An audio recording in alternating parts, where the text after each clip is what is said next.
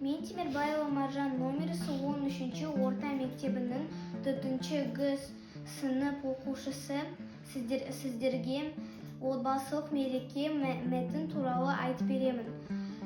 Бүгін біздің үйде той болады.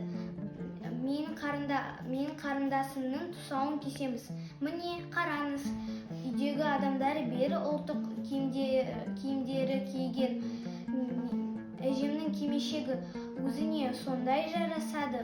Қамзолдың ою-өрнегі қандай әдемі. Атамның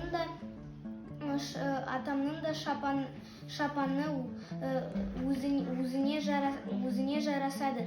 Әкемнің тақиясы мен менің тақиясы бірдей. Анау біздің үйдің ерке қызы, оның жанындағы кіндік шешесі. Ол Томириске тұсауын кеседі.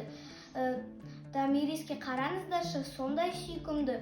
Ол басына тақия, көсетек көйлек былғары киген.